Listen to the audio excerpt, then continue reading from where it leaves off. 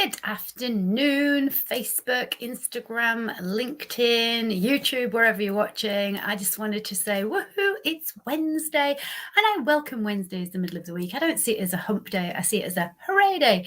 I do quite a lot of my coaching calls on a Wednesday, and it's the day that I can really step into my area of expertise, which is helping people to feel better about themselves and to recognize how they're perhaps getting in their own way and creating stress without recognizing it. And that's what I want to talk about today, because April is Stress Awareness Month here in the UK.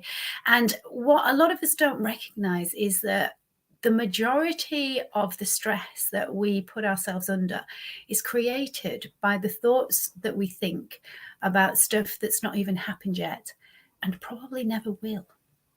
And we spend such a long time thinking about stuff and worrying about things, and the associations and the misinterpretations that we put on events that happen, and then they play in our own heads, and we create this future doom and gloom or problems that we then need to solve. And all of this is going on in our head. It's not actually happening.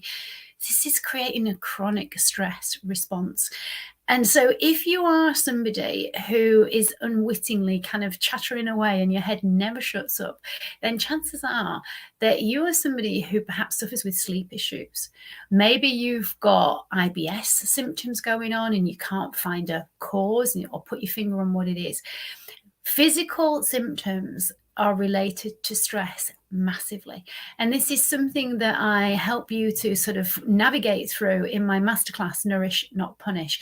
And if you haven't had the opportunity to watch it yet or download it, please do, because I think you will find that it helps you to recognize where unwittingly you may be creating a stress response, and you may be not knowingly harming your health, your energy levels, your predisposition to catching colds or flus, because stress, we know, definitely affects our immune function massively.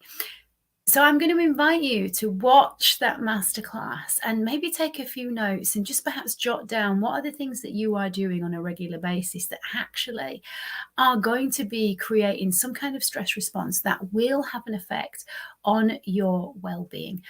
And then try and put some small changes in place. Don't try and change everything at once, because when we try and change everything at once, that's going to create even more stress.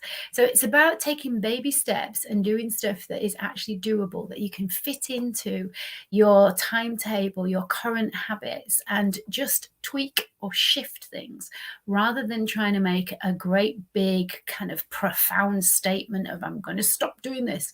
When we try and stop doing stuff, it's going to create a stress response. So think about switching things around. Think about mixing things up. Think about getting curious as opposed to stopping doing things. And I think you'll find that your energy will shoot up, that you feel that your gut may well calm down, and that over a period of time, you'll start to feel a little bit more comfortable, relaxed, and less anxious about life, how you're going to deal with it, and finding the right answer.